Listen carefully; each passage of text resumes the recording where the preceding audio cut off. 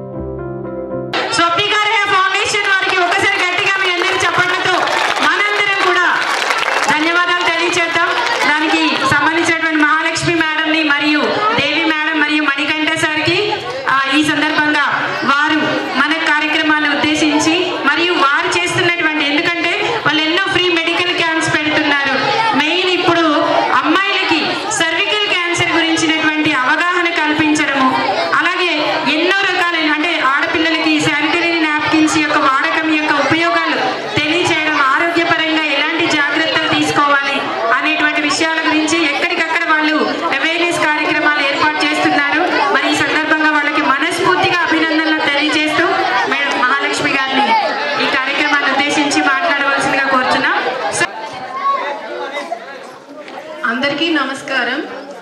ముందుగా మాకు ఈ అవకాశాన్ని ఇచ్చిన శ్రీలత మేడంకి థ్యాంక్స్ చెప్తున్నాము. మేము స్వప్నిక రేహా ఫౌండేషన్ నుంచి ఎక్కువ గవర్నమెంట్ స్కూల్స్ కాలేజెస్లో అంటే 6th క్లాస్ నుంచి పీజీ స్టూడెంట్స్ వరకు క్యాన్సర్ అవేర్నెస్ ప్రోగ్రామ్స్ ఎక్కువ చేస్తున్నాం. ఎందుకంటే చిన్న పిల్లల్లో ఇప్పుడు 8-9 సంవత్సరాల పిల్లల్లోనే క్యాన్సర్ చూస్తున్నాం. బ్రెస్ట్ క్యాన్సర్ ఒకప్పుడు పెద్దవాళ్ళకే ఉండేది, ఇప్పుడు చిన్న పిల్లల్లో కూడా చూస్తున్నాం. కాబట్టి ఎక్కువ అవేర్నెస్ ప్రోగ్రామ్స్ చేస్తున్నాము. మెన్స్ట్రల్ హైజీన్ సెషన్స్ అంటే వాళ్ళు పీరియడ్స్ టైంలో ఏం జాగ్రత్తలు తీసుకోవాలి ఇవన్నీ కూడా అవేర్నెస్ ప్రోగ్రామ్స్ చేస్తున్నాం. ఇంకా పిల్లలకి గవర్నమెంట్ స్కూల్స్లో టాయిలెట్స్ ఉండవు. ఆ టాయిలెట్స్ లేని ప్లేసుల్లో టాయిలెట్స్ అరేంజ్ చేయడము, ఇలా శానిటరీ నాప్కిన్స్ డిస్ట్రిబ్యూట్ చేయడమే కాకుండా అది కూడా వుడ్ పల్ప్తో చేసినవే తీసుకుంటున్నాం మేము. ఈ మార్కెట్లో దొరికేవి ప్లాస్టిక్ అది హెల్త్కి మంచిది కాదని వుడ్ పల్ప్ అంటే తెలుసు కదా, ప్లాంట్ బేస్డ్ ప్లాంట్తో చేసినవి, అలా అవి హెల్త్కి ఏది మంచిదో దాన్ని ఎక్స్ప్లోర్ చేస్తూ పిల్లలకి అది అందిస్తున్నాము. ఇంకా ఆడపిల్లలకనే కాదు మగపిల్లలకి కూడా అవేర్నెస్ ప్రోగ్రామ్స్ చేస్తున్నాము. మా సెషన్ అయిన తర్వాత మీరు మీ ఫీడ్బ్యాక్ ఇవ్వండి. నేను ఎక్కువ టైం తీసుకోకుండా పాయింట్లోకి వచ్చేస్తున్నాను. క్యాన్సర్ అనేది ఇప్పటి రోజుల్లో కామన్ కదా, అందరూ వినే ఉంటారు క్యాన్సర్ అనే పదం. ముఖ్యంగా ఇది ఇక్కడున్న ఆడవాళ్ళు అమ్మలు ఎవరైతే ఉన్నారో వాళ్ళందరూ కంపల్సరీ వినాలి. ఇంకా ఇక్కడున్న మగవాళ్ళు కూడా, పిల్లల కన్నా ముందు వాళ్ళకు కూడా ఈ అవేర్నెస్ చాలా ఇంపార్టెంట్.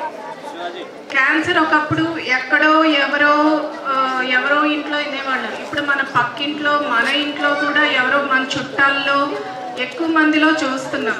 క్యాన్సర్ అనేది ఎందుకు వస్తుంది? అది ఒక క్యాన్సర్ అనేది ఒక యాక్సిడెంట్ లాంటిది. మనము రోడ్డు మీద వెళ్తూ ఉంటే మనము సరిగ్గా వెళ్తున్నా కూడా, రూల్స్ అన్ని పాటించి సరిగ్గా వెళ్తున్నా కూడా, ఒక అతను ఎవరైనా రాంగ్ డైరెక్షన్లో తాగేసి వచ్చో ఏదో ఒక రకంగా మనకి యాక్సిడెంట్ చేస్తే మన ప్రాణాలు పోతాయి. అలానే క్యాన్సర్ కూడా. మనము హెల్తీగా ఉంటున్నాం, నేను పొద్దున్న లెగిస్తే అన్నీ డైటింగ్ చేస్తాను, ఎక్సర్సైజ్ చేస్తాను, వాకింగ్ చేస్తాను, అయినా సరే క్యాన్సర్ ఎందుకు వచ్చింది అంటే అది ఫేట్. కానీ ఎక్కువగా క్యాన్సర్ రావడానికి కారణాలు మన దినచర్య, మనం తీసుకునే ఆహారం. మనము ఎంత హెల్తీగా తింటున్నా కూడా ప్లాస్టిక్, మన జీవితంలో ప్లాస్టిక్ని ఎక్కువ వాడతాం. వాటర్ బాటిల్స్ అవనివ్వండి, టీ కప్స్ కానీ. మన ఇంటికి ఎవరైనా గెస్ట్లు వస్తే ఏం చేస్తాం? మేము చాలా ప్రేమగా పెడతాం. కానీ ఆ ప్రేమగా వడ్డించే ఐటమ్స్ ఎందులో పెడతాము? ప్లాస్టిక్. కరెక్ట్. మనము వాళ్ళకి ప్రేమగా, ఎంతో ప్రేమగా పెడతాం. కానీ దాంతోపాటు క్యాన్సర్కి కారకాలను కూడా మనము వడ్డిస్తున్నాం వాళ్ళకి. అందుకని మన జీవితంలో ప్లాస్టిక్ని మ్యాక్సిమం అవాయిడ్ చేయాలి. ప్లాస్టిక్ని వాడడం, వేడి అందులో పోయడం వల్ల ప్లాస్టిక్ వాటిల్లో వేడి వాటిని పోసి పెడితే అందులో ఉన్న కెమికల్స్ అన్ని మెల్ట్ అయ్యి క్యాన్సర్ వచ్చే ఛాన్సెస్ ఎక్కువ ఉంటాయి. మనం తినే ఆహారంతో పాటు మన శరీరంలో కూడా వెళ్తాయి. ప్రెజెంట్ ఆడవాళ్ళల్లో ఎక్కువగా వచ్చే cancers breast cancer, head and neck cancer, ఇంకా సర్వైకల్ క్యాన్సర్. సర్వైకల్ క్యాన్సర్ అంటే గర్భాశయ ముఖద్వార క్యాన్సర్. క్యాన్సర్ అవేర్నెస్ ప్రతి నెల ఒక్కొక్క నెలకి ఒక్కొక్క క్యాన్సర్ ఉంటుంది. ఇప్పుడు అక్టోబర్ వచ్చిందంటే రొమ్ము క్యాన్సర్ అవేర్నెస్ చేస్తారు. జనవరిలో సర్వైకల్ క్యాన్సర్ అంటే గర్భాశయ ముఖద్వార క్యాన్సర్. ఇది ఎక్కువగా తెలుసుకోవాల్సింది ఇప్పుడున్న అమ్మలు, ఈ ఆడపిల్లలు తెలుసుకోవాలి. ఈ క్యాన్సర్ ఎందుకు వస్తుంది అంటే ఎక్కువగా మెన్స్ట్రల్ హైజీన్ చాలా ఇంపార్టెంట్. ఈ పీరియడ్స్ టైంలో మనము ఎంత జాగ్రత్త, ఇది సిగ్గుపడాల్సిన విషయం కాదు. ఇప్పుడు ఆడపిల్లలకు ఒక రూమ్లో తీసుకెళ్ళి మనము ఇదంతా చెప్పచ్చు, కానీ మగపిల్లలు కూడా ఇది తెలుసుకోవాలి, ఆడపిల్లలకి హెల్ప్ చేయాలి. ఇది సిగ్గుపడే విషయం కాదు. మనందరము కూడా బ్రదర్స్ అండ్ సిస్టర్స్. ఓకే, ఎవరి మనసులో అయితే తప్పుడు ఆలోచనలు ఉంటాయో వాళ్ళే సిగ్గుపడతారు. ఆ విషయం గుర్తుపెట్టుకోండి. మన మనసు పవిత్రంగా ఉన్నంత వరకు మనం ఏది సిగ్గుపడాల్సిన అవసరం లేదు. ఇప్పుడు పీరియడ్ స్టార్ట్ అవగానే ఆడపిల్లలకి సడన్గా ఒక ఏజ్ వచ్చిన తర్వాత, అది ఒకప్పుడు అంటే 12 ఏళ్ళ తర్వాతే పీరియడ్స్ వచ్చేవి, ఇప్పుడు 8 ఇయర్స్కే వస్తుంది. వాళ్ళకి అసలు పీరియడ్స్ అంటే కూడా అవగాహన ఉండదు. వాళ్ళకి డ్రెస్కి వెనకాల ఈ బ్లీడింగ్, నేను అదే చెప్తున్నానమ్మా, సిగ్గుపడే విషయం కాదు ఇది, అర్థమైందా? ఆడపిల్లలకి డ్రెస్కి వెనకాల అంటితే అది చాలా తప్పు చేసినట్టుగా పనిష్మెంట్లా భావిస్తూ వాళ్ళు ఎవరికి చెప్పుకోలేక, ఆ టైంకి టీచర్స్ కూడా అవైలబుల్ ఉండకపోవచ్చు. ఆ టైంలో మగపిల్లలు మీరు ఉంటారు, మీరు వాళ్ళని కామెంట్ చేయకూడదు. నీ డ్రెస్కి ఏదో అంటిని చూడు, అరే చూడరా అని వాళ్ళని రకరకాలుగా విమర్శించడం కాదు. మీరేం చేయాలి? వాళ్ళకి హెల్ప్ చేయాలి. వీలైతే వాళ్ళకి దగ్గరలో ఉన్న శానిటరీ నాప్కిన్స్ తెచ్చిపెట్టడము, వాళ్ళని ఇంటి దగ్గర డ్రాప్ చేయడము, ఇలా మీకు తోచిన సహాయాన్ని మీరు ఫ్రెండ్స్ కింద వాళ్ళకి హెల్ప్ చేయాలి. అర్థమైందా? అంతేగాని జోక్స్ వేసుకుని వాళ్ళని ఇన్సల్ట్ చేయకూడదు, వాళ్ళ బాధని ఇంకా పెంచకూడదు. అర్థమైందా? వింటున్నారా బాయ్స్? నెక్స్ట్, పీరియడ్స్ టైంలో ఇవన్నీ కూడా ఓపెన్ ఎందుకు చెప్తున్నాం? మగపిల్లలకు కూడా ఇంట్లో అక్కా చెల్లెళ్ళు ఉంటారు, అమ్మ, పిన్ని, ఇట్లా చాలామంది ఉంటారు కాబట్టి ఇవన్నీ మగవాళ్ళ ఎదురుగా కూడా చెప్తున్నాం. అర్థమైందా? పీరియడ్స్ టైంలో ఆడపిల్లలు ఎవ్రీ 4 to 5 అవర్స్కి ప్యాడ్స్ చేంజ్ చేసుకోవాలి. ఎందుకు ఎక్కువగా అవుతుంది బ్లీడింగ్ అంటే ఎవ్రీ 3 అవర్స్కి చేంజ్ చేసుకోవాలి. ఆ టైంలో ప్రతి ఒక్కళ్ళు కూడా స్నానం కంపల్సరీ చేయాలి. మనం వ్యక్తిగతంగా ఎంత పరిశుభ్రంగా ఉంటే మన ఆరోగ్యం అంత బాగుంటుంది. సర్వైకల్ క్యాన్సర్ లక్షణాలు ఏంటి అంటే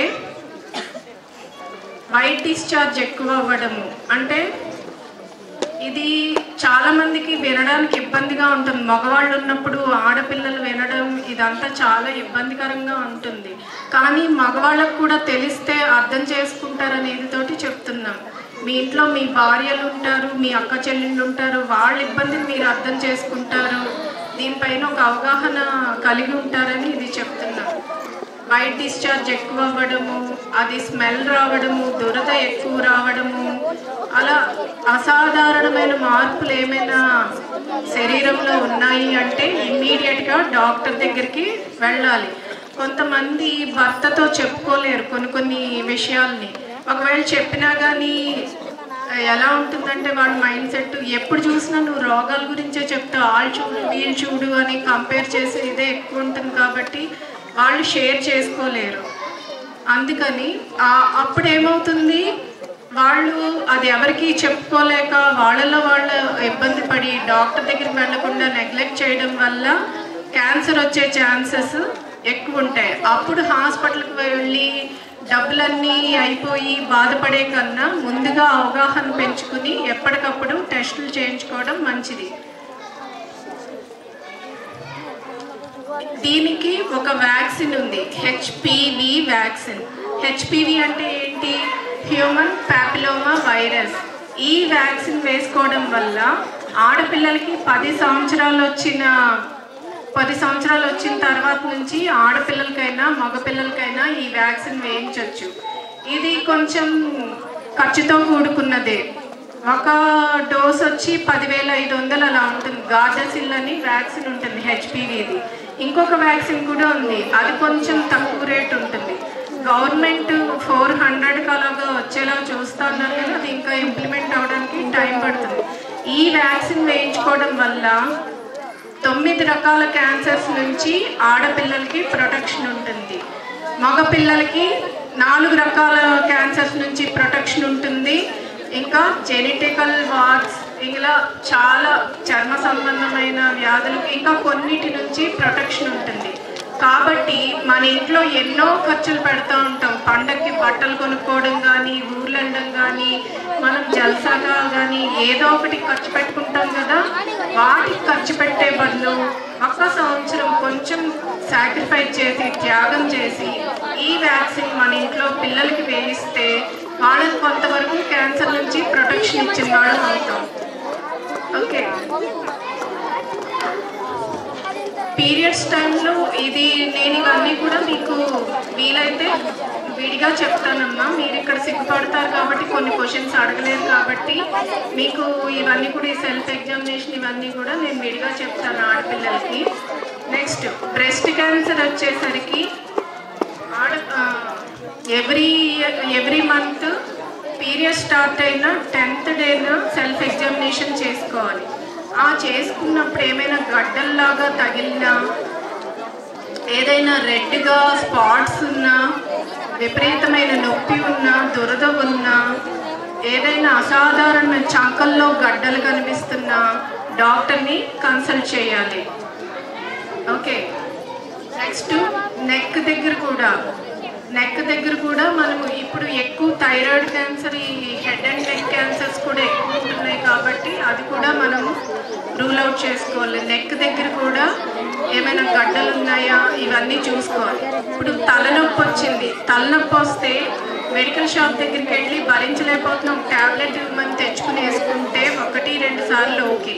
అదే తలనొప్పి ఎక్కువగా వస్తుంది, రెగ్యులర్గా వస్తుంది, వచ్చి వామిటింగ్స్ అవుతున్నాయి, కళ్ళు తిరిగి పడిపోతున్నారంటే అప్పుడు కూడా మెడికల్ షాప్కి వెళ్ళి ట్యాబ్లెట్ తెచ్చుకోవడం కరెక్టేనా చెప్పండి? కాదు కదా. అప్పుడు ఇమ్మీడియట్గా డాక్టర్ దగ్గరికి వెళ్ళాలి. అది మేబీ బ్రెయిన్ ట్యూమర్ అయి ఉండొచ్చు. ఇలా మన శరీరంలో ఏదైనా అసాధారణమైన మార్పులు కనిపిస్తే చేస్తే ఇమ్మీడియట్గా డాక్టర్ దగ్గరికి వెళ్ళాలి. ఇప్పుడు డాక్టర్ టెస్టులు రాసేస్తున్నారు అని కొంతమందికి అపోహ ఉంటుంది. మనకి రెగ్యులర్గా మనం ఏ ఫ్యామిలీ డాక్టర్ దగ్గరికి వెళ్తామో ఆ డాక్టర్ దగ్గరికి వెళ్ళి ఈ టెస్టులు చేయించుకోవాలి. ఆడవాళ్ళు ముఖ్యంగా 25 ఏళ్ళు దాటిన వాళ్ళందరూ కూడా ప్యాప్స్మియర్ టెస్ట్ చేయించుకోవాలి. పెళ్ళైన ఆడవాళ్ళందరూ కూడా ప్యాప్స్మియర్ టెస్ట్ చేయించుకోవాలి ఎవ్రీ ఇయర్. ఆ టెస్ట్లో కనుక ఏం ప్రాబ్లం లేదని వస్తే మళ్ళీ 3 సంవత్సరాలకి చేయించుకోవాలి. హెచ్పివి టెస్ట్ కూడా అంతే. నెక్స్ట్ మ్యామోగ్రఫీ టెస్ట్ చేసుకోవడం వల్ల బ్రెస్ట్ క్యాన్సర్ ఏమైనా ఉందా అనేది కూడా తెలుస్తుంది. ఇప్పుడు బ్రెస్ట్లో వచ్చిన గడ్డలన్నీ కూడా క్యాన్సర్ గడ్డలు కావు, అది వేరే ఫైబ్రాయిడ్స్ అవ్వచ్చు, వేరే అవ్వచ్చు. ఇవి యూట్రస్లో ఫామ్ అయ్యే ఫైబ్రాయిడ్స్ ఇవన్నీ కూడా ఎండోమెట్రియల్ క్యాన్సర్, ఇట్లా సో మెనీ ఉన్నాయి. కాబట్టి ఫస్ట్ మనము డాక్టర్ దగ్గరికి వెళ్ళి అదేంటి అనేది ప్రాబ్లం రూల్ అవుట్ చేసుకోవాలి. ఇంకా అమ్మలు అందరూ చేసే తప్పేంటి అంటే పొద్దున్నే పిల్లలకి క్యారేజ్ పెడతారు, వాళ్ళకి కావాల్సినవి అన్నీ పెడతారు, లంచ్ ప్రిపేర్ చేస్తారు. అంటే ఇప్పుడు ఇక్కడ చాలామందికి పేరెంట్స్ లేరు, అది చాలా బాధాకరమైన విషయం. కానీ మీ ఇంట్లో మీ అమ్మమ్మలు, నానమ్మలు, అత్తలు, పిన్నులు ఇలా ఉంటారు కదా, వీళ్ళు ఎవరో ఒకళ్ళు మీకు హెల్ప్ చేస్తూ ఉంటారు కదా పొద్దున్నే. వాళ్ళు మీ అందరి గురించి ఆలోచిస్తారు, కానీ మీరంతా వాళ్ళ గురించి ఆలోచిస్తున్నారా, వాళ్ళు తింటున్నారా లేదా, మనల్ని ఆఫీసుకి పంపిస్తుంది మన భార్య తింటుందా లేదా, టైం తింటున్నారా లేదా, ఇవన్నీ కూడా చూడాలి. బ్రేక్ఫాస్ట్ అస్సలు స్కిప్ చేయకూడదు, ఏదో ఒకటి తినాలి. ఆఫ్టర్నూన్ లంచ్ స్కిప్ చేసినా పర్లేదు, కానీ పొద్దున్న బ్రేక్ఫాస్ట్ అసలు స్కిప్ చేయకూడదు.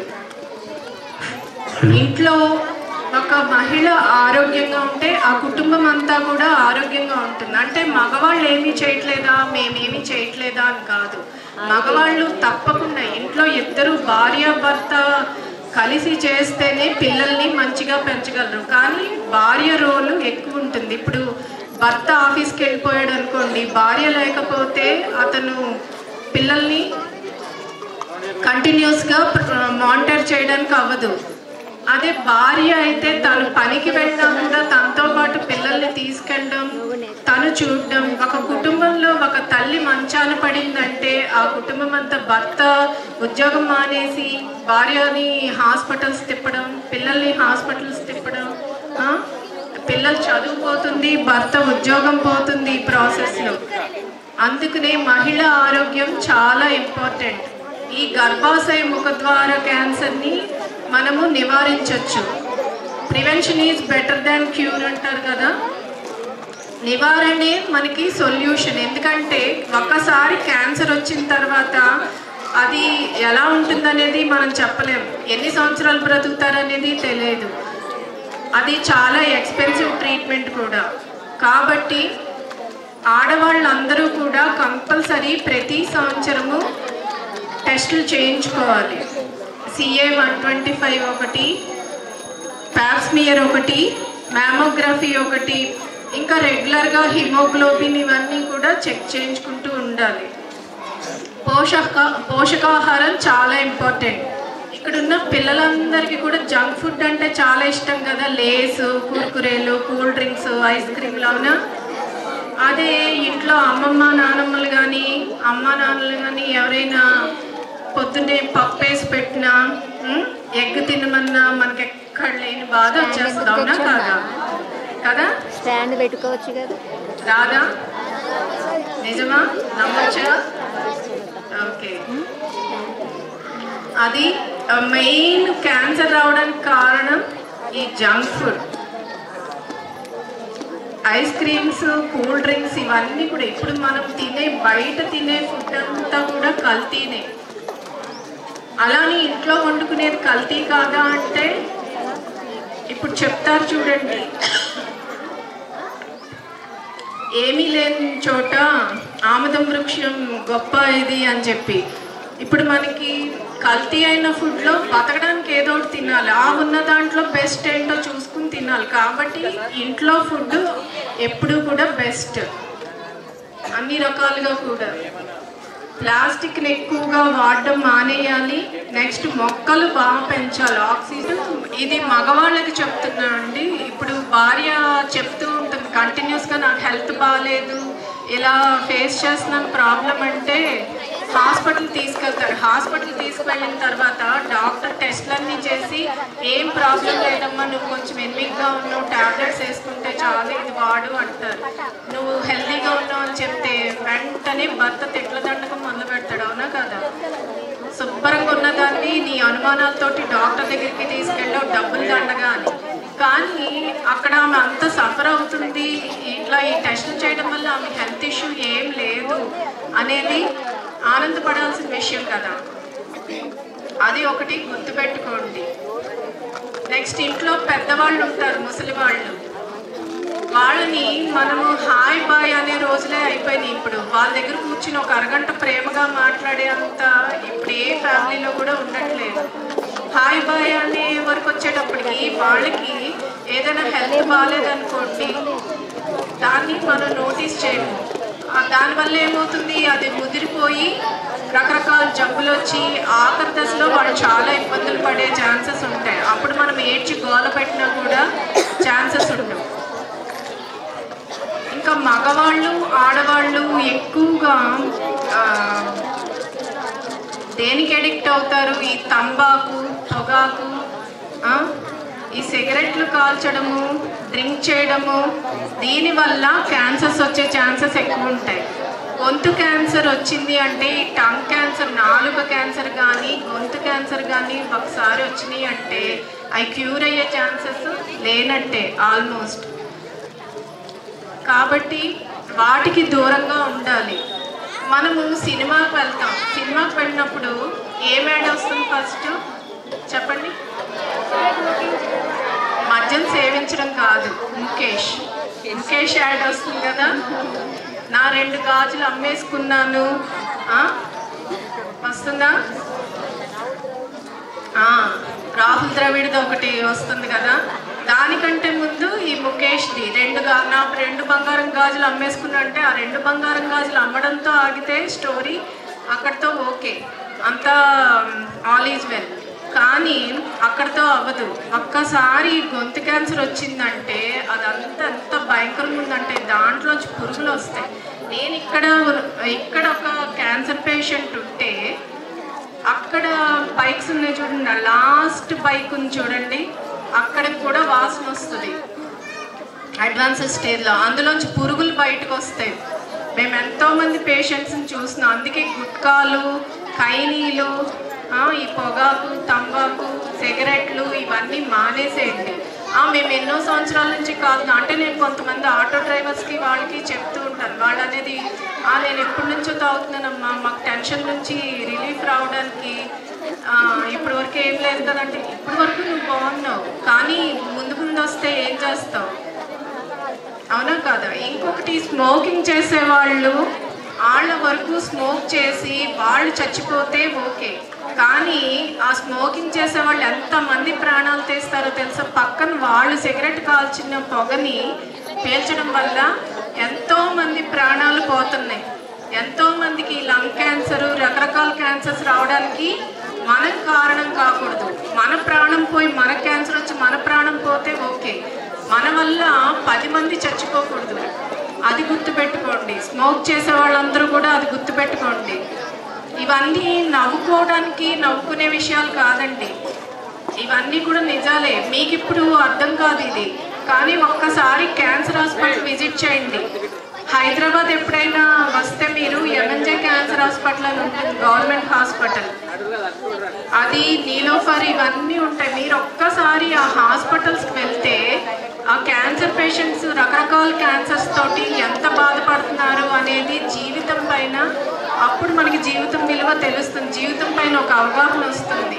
ఇక్కడ కూర్చుంటే ఏదో వచ్చారులే, వాళ్ళు ఏదో చెప్పారులే, టైంపాస్కి అన్నట్టే ఉంటుంది. మేము ఎంత చెప్పినా మీకు ఎక్కదు. కానీ వన్స్ మీరు అక్కడికి వచ్చి చూస్తే వాళ్ళు ఎంత సఫర్ అవుతారు, ఎంత ఖర్చు అవుతుంది ట్రీట్మెంట్కి అనేది తెలిస్తే మీరు ఆ పని మళ్ళీ చేయరు. అది గుర్తుపెట్టుకోండి. ఏదైనా శరీరంలో అసాధారణమైన మార్పులు కనిపిస్తున్నాయి అంటే ఇమ్మీడియట్గా డాక్టర్ దగ్గరికి వెళ్ళాలి, టెస్టులు చేయించుకోవాలి. ఇంకా పల్లెటూరులో ఎక్కువగా మేము చూస్తుంది ఏంటంటే, మేము ఒక ఊరికి వెళ్ళాం, ఒక పల్లెటూరుకి వెళ్ళాం. అది పేరు గురించి చెప్పట్లేదు. మేము శానిటరీ నాప్కిన్స్ డిస్ట్రిబ్యూట్ చేద్దాం పిల్లలకని ఆ ఊరికి వెళ్ళాం. అక్కడ క్యాన్సర్ అవేర్నెస్ ప్రోగ్రామ్ అయిపోయిన తర్వాత డాక్టరు మేము కలిసి శానిటరీ నాప్కిన్స్ ఇస్తుంటే అక్కడ ఎవరికీ అవసరం రాలేదు. మేము షాక్ అయిపోయాం. ఎందుకని వీళ్ళందరూ వద్దంటున్నారంటే, అక్కడ 15-16 ఏళ్ల పిల్లలకు కూడా యూట్రస్ రిమూవ్ చేశారు, గర్భసంచి రిమూవ్ చేశారు. ఎందుకు అంటే ఆ ఊర్లో ఒక హాస్పిటల్ లేదు. అక్కడ ఆర్ఎంపీ డాక్టర్ ఏది చెప్తే అదే. ఇంకా వాళ్ళు ఏం చేస్తున్నారంటే, కడుపులో నొప్పి అంటే నీకు అపెండిసైటిస్ ఉంది, 24 గంటలు కడుపు నొప్పి అని విన్నారు కదా మీరు, ఆ కడుపులో నొప్పి ఉందని చెప్పేసి ఆపరేషన్స్ చేసేయడము, గర్భసంచి తీసేయడం. సో వాళ్ళెవరికి కూడా ఇంకా పీరియడ్స్ అనేది లేదు. సో మనం వెళ్ళే డాక్టర్ని కూడా సరైన డాక్టర్ని చూసుకుని వెళ్ళాలి. ఎప్పుడు కూడా మనకి ఫస్ట్ నుంచి ఆర్ఎంపీ డాక్టర్స్ అందరూ కూడా అలా ఉంటారని నేను అనట్లేదు, కొంతమంది మాత్రమే అలా ఉంటారు కమర్షియల్గా. అందులో ఆర్ఎంపీ డాక్టర్స్ కూడా చాలా మంచిగా గైడెన్స్ ఇచ్చేవాళ్ళు కూడా ఉన్నారు.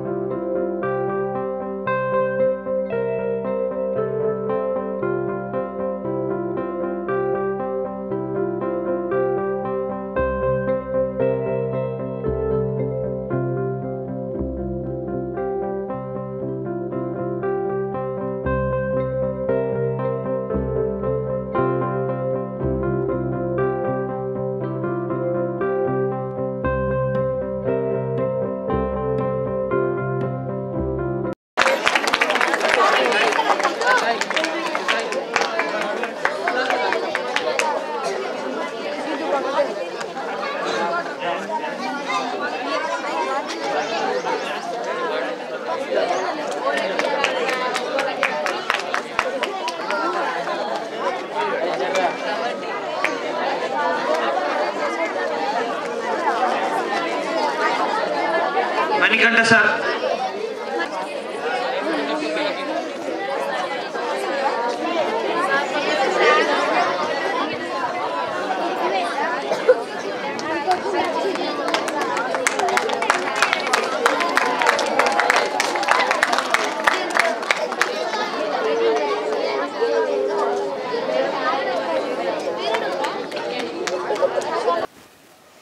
స్వప్నిక రేహా ఫౌండేషన్ నుంచి మహాలక్ష్మి గారు మనతో పాటు ఉన్నారు. మహాలక్ష్మి గారి మాటల్లో ఈరోజు జరిగినటువంటి కార్యక్రమం గురించి తెలుసుకుందాం.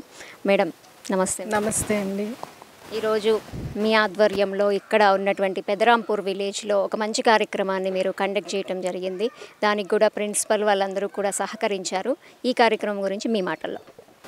ముందుగా మాకు ఈ అవకాశం ఇచ్చిన కళ్యాణి ఆల్రౌండర్ ఛానల్కి, ఇంకా Pitlam ZPH school principal Srilatha మేడంకి మా ధన్యవాదాలు తెలియజేస్తున్నాము. రిపబ్లిక్ డే సెలబ్రేషన్స్లో ఈ స్కూల్లో సెలబ్రేషన్స్లో పార్టిసిపేట్ చేయడం నిజంగా మాకు చాలా హ్యాపీగా ఉంది. నిజంగా మా చైల్డ్హుడ్ మెమరీస్ అన్నీ మేము మేడం చెప్పారు, మీరు మా స్కూల్కి వస్తే మీరు మీ చైల్డ్హుడ్ని మిస్ అయిందంతా కూడా మీరు మళ్ళీ మీకు ఆ జ్ఞాపకాలన్నీ వస్తాయని చెప్పారు. అలాగే ఇక్కడి పిల్లలందరినీ చూసి ఈరోజు మేము అదే ఫీల్ అయ్యాము. మాకు ఈ అవకాశాన్ని ఇచ్చినందుకు చాలా థ్యాంక్స్. మా టీం ఇంకా బాగా చెప్తారు ఈరోజు మేము ఈ ప్రోగ్రామ్ని ఎలా ఎంజాయ్ చేసామని. మేము వచ్చింది ఇక్కడ క్యాన్సర్ అవేర్నెస్ ప్రోగ్రామ్ చేయటానికి. అంటే క్యాన్సర్ ఎలా వస్తుంది, పిల్లలు ఎలా ఉండాలి, ఏ జాగ్రత్తలు తీసుకోవాలి, ఎలా చెక్ చేసుకోవాలి అనేది చెప్పడానికి వచ్చాము. అండ్ దాంతోపాటు వాళ్ళకి ఏవైతే యూస్ అవుతుందో శానిటరీ ప్యాడ్స్ అవి కూడా ఎలా యూస్ చేయాలి అనేది చెప్పడానికి వచ్చాము. సో వాళ్ళకి అండ్ పిల్లలు కూడా ఎలా వాళ్ళు జాగ్రత్తగా ఉండాలి, ఎందుకంటే ఇప్పుడు జరుగుతున్న సొసైటీలో జరుగుతున్న అమ్మాయిల మీద అగత్యాలు, వాటిని ఎలా వాళ్ళు పసిగట్టాలి, ఎలా గుర్తించాలి, మనుషులతో ఎలా ఉండాలి అనేది కూడా మేము చెప్పాము. Thank you. ఈ ఆపర్చునిటీ మాకు ఇచ్చినందుకు శ్రీలత గారికి చాలా థ్యాంక్ యూ. ఈరోజు మేము ఇక్కడ చాలా బాగా ఎంజాయ్ చేసాము, బాగా అనిపించింది మాకు. ఈ రిపబ్లిక్ డే ఇక్కడ చేసుకున్నందుకు చాలా బాగా అనిపించింది. నెక్స్ట్ ఇయర్ కూడా వీలైతే మేము ఇక్కడికే వస్తాం తప్పకుండా. Thank you so much.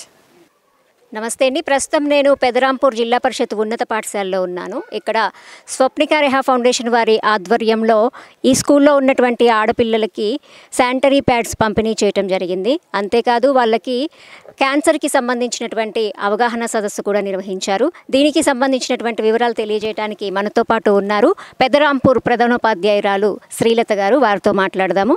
Madam నమస్తే. మేడం, ఈరోజు మీ స్కూల్లో స్వప్నిక రెహా ఫౌండేషన్ వాళ్ళు ఇక్కడికి రావటము, సర్వైకల్ క్యాన్సర్ గురించి ఎన్నో విషయాలు చెప్పడం జరిగింది పిల్లలకి.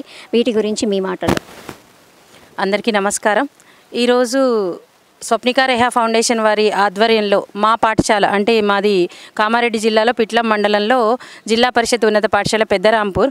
మా దగ్గర 63 మంది బాలికలు విద్యను అభ్యసిస్తున్నారు. అంటే మిగతా వాళ్ళు బాలురు, కానీ వారి కోసం అని చెప్పి స్వప్నిక రెహా ఫౌండేషన్ వారు ఇక్కడ వాళ్ళకి శానిటరీ నాప్కిన్స్ పంపిణీ చేస్తామని స్వచ్ఛందంగా ముందుకు రావడం నిజంగా అభినందనీయం. మేమందరం మా పిల్లల తరపున వాళ్ళకి కృతజ్ఞతలు తెలియజేస్తున్నాము.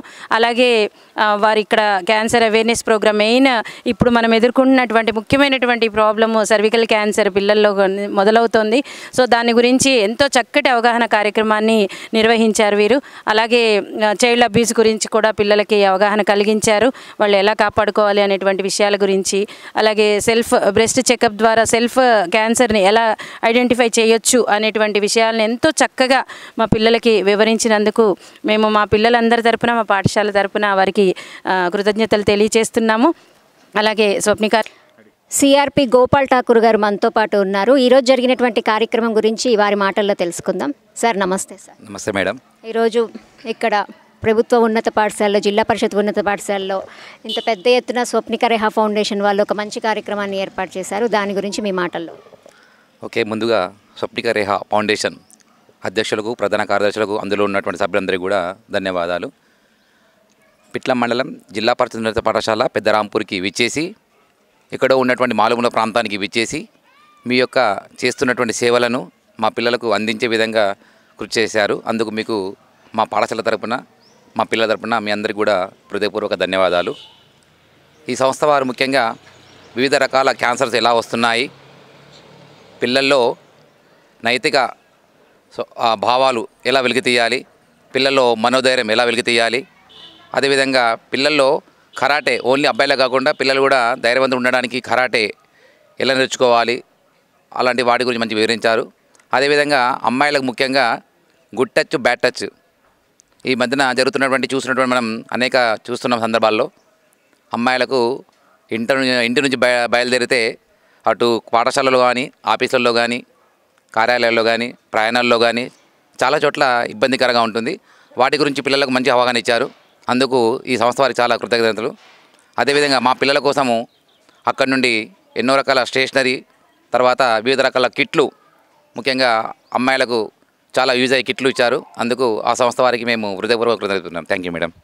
Thank you sir. Thank you very much.